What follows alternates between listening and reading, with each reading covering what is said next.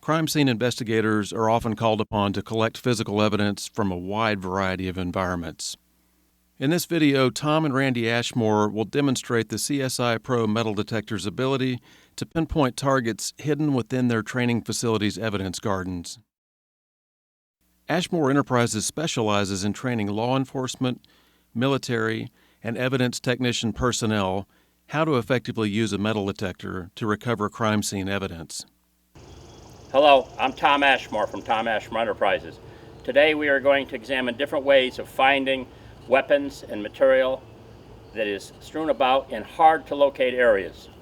One evidence garden that Tom uses for training is this wood pile.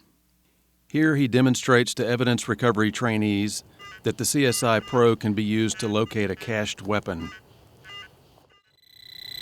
All right, we found something in this log. We're going to move this log away. And there's a butt of a handgun. Tom's next evidence training scenario is how to find a weapon hidden inside a simulated cinder block wall. We reposition the coil.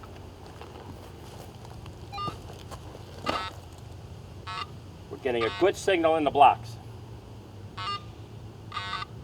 We're going to take the pro pointer and double check.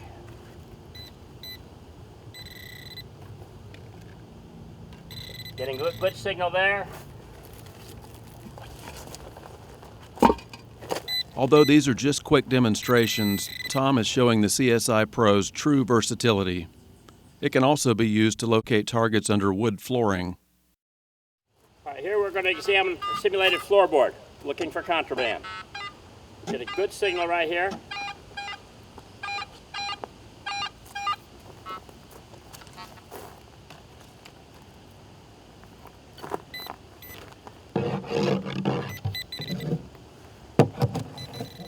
Getting a good signal. And we have a hatchet. In addition to locating crime scene evidence, the CSI Pro can be utilized to help prevent violence by locating weapons that have been cached away for future use. Weapons are sometimes buried or even stashed inside natural hiding spots. Tom and his trainers advise those who search for evidence to remember to check out more than just the ground with their metal detector. We come to logs, we always want to give them a good searching.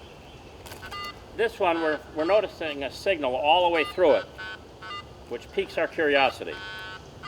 So we're going to have to investigate it further.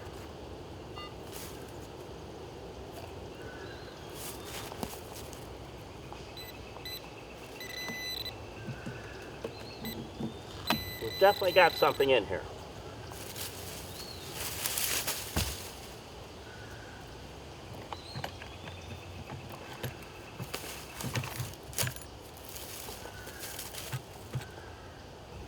And there you have it. Hello, I'm Randy Ashmore, Director of Training here at Tom Ashmore Enterprises Incorporated. What we're going to do here is I've got 5 shell casings to help train the officer to trust the machine and not only your eyes. We're going to take these shell casings, I'm going to throw them out behind me, then we're going to use the detector to see what we can't see with the human eye. Okay, as we've already set the machine up for us, we're just going to go across, nice gentle sweeps. Not too far outside the shoulder width of the body. I know that what I threw was down here. I can't see it.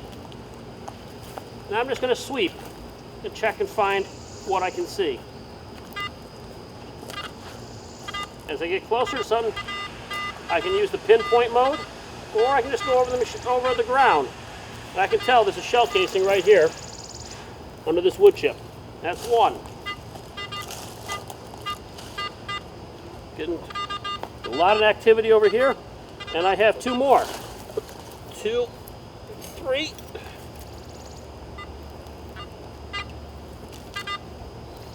Here's 4.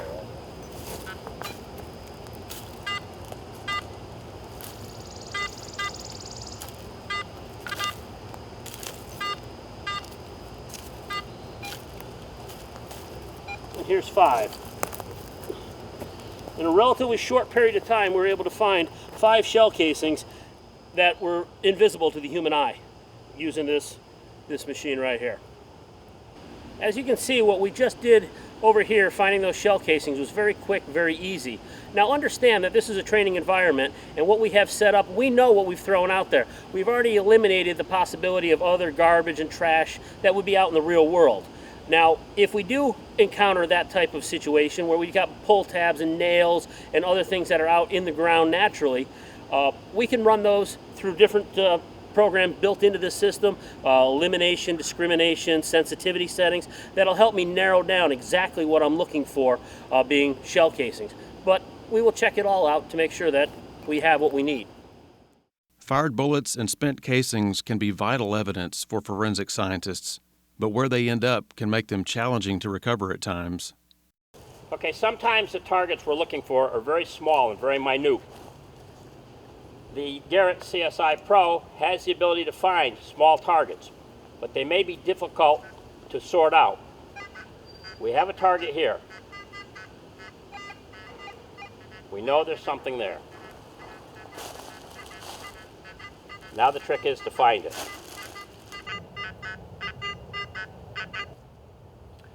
All right, we've got an idea where the object is, so we're going to take our Pro pointer and we're going to take a plastic scoop and we're going to start searching for it. Well, we know it's in that scoop. We're going to be very careful about dumping the sand out because this is a very small target. We'll dump about a quarter of it out. We will search. It's not there. Just to be safe, we will dump it into our other little container and we'll start again. We will search that out. Nothing. Dump it in there. Now let's just check and make sure that we still got it. Still there.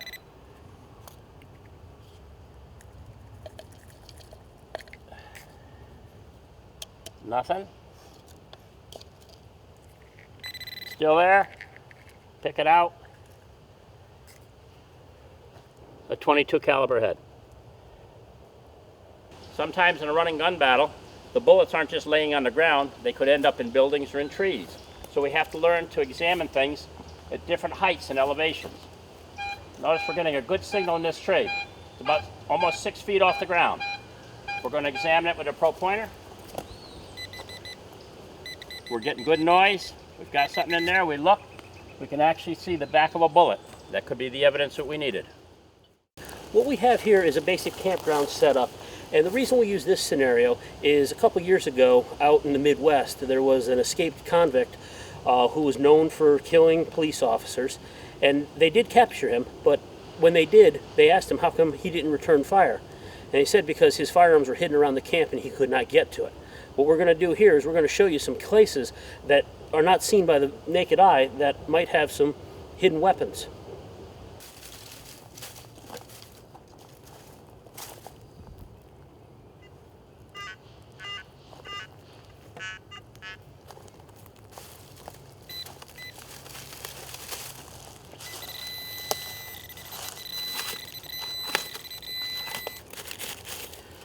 And here, as you can see, we have a pistol that's been hidden in a log pile.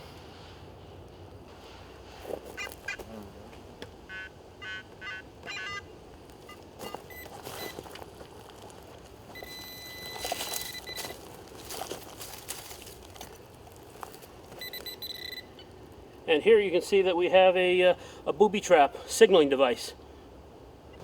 One of the things we have here in the campground is a fire pit. A lot of things can be destroyed by fire, but they leave a lot of telltale signs. In this case, we're looking for a felon who possibly had handcuffs on. He might be trying to dispose of handcuffs or some other restraint device that he had on himself. So we're going to look for that in the fire pit here.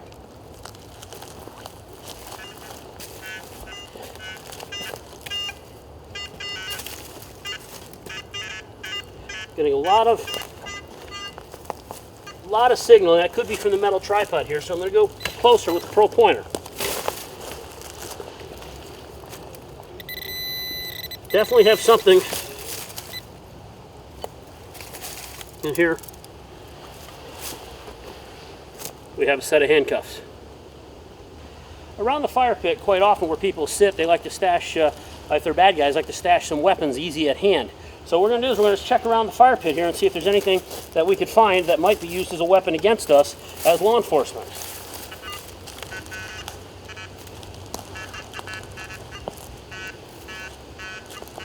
Definitely something in the pile here.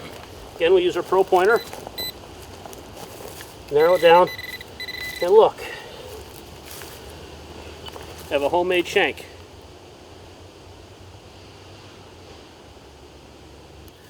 As you can see, just walking around a fire pit, around a small campground with some proper tools and training using a CSI Pro and a Garrett Pro pointer metal detector, we can find a lot of things that could have potentially harmed us had we not used this equipment. So using this works in our favor. There are a number of search patterns commonly used by CSI professionals to properly cover the different crime scenes they encounter. One such technique is a grid search. All right, as you can see, we have a section gridded off here with ropes. The reason we grid it off is to be sure that we search every inch of the property we're looking at. It's time consuming, but it's the only way to assure we don't miss anything. To properly search a grid, we move slow and concise. We're getting a signal there. We'll check it in a minute. We check out the whole grid area that we're working in, keeping the coil low to the ground. Then we switch. We go this way. If you remember, we were getting a signal by this second little leaf.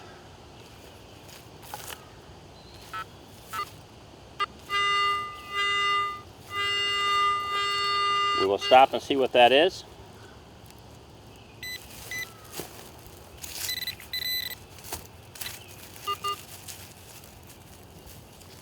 .45 casing. Here we're going to be working uneven terrain. We're going to be using the 5x8 coil on the CSI Pro, and we're going to show you how beneficial it is to have this smaller coil, this 5x8. Working around rocks and uneven terrain, the larger coils will not give you the ability to really scan close. I'm getting a signal here. I can get the little coil in all these little notches. I can search in places I just can't get with a big coil.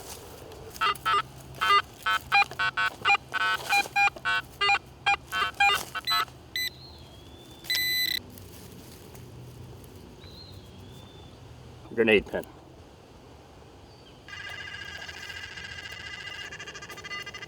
One of the nice things about a CSI Pro is that if we're getting interference from another detector, we can change frequencies and still work in close proximity and keep the job going.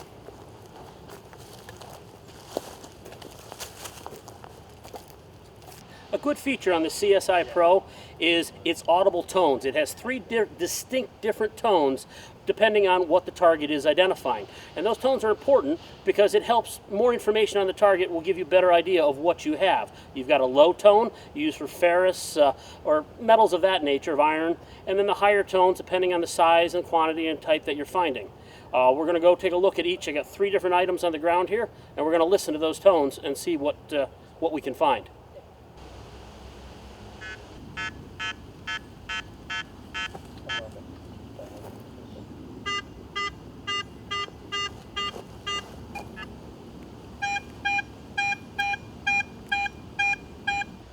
As you can see, the 3 different items that we have laying on the ground of different metal types and makeup are definitely distinguished by the audible tones, which is extremely important and helpful to the searcher in what they're looking for.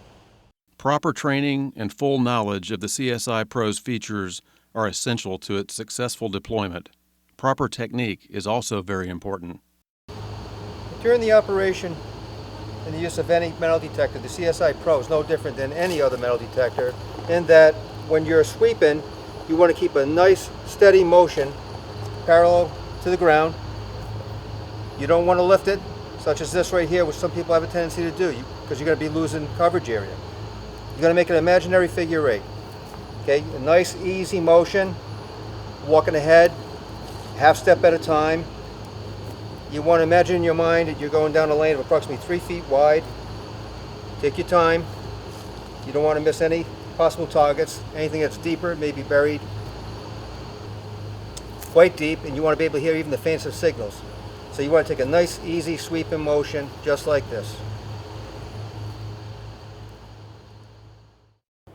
Okay, today we've gone through a few scenarios showing you the versatility of the new Garrett CSI Pro. This machine is new to us and we have enjoyed using it. We're finding it to be very accurate and well worth looking into if your department is looking to buy or upgrade their units.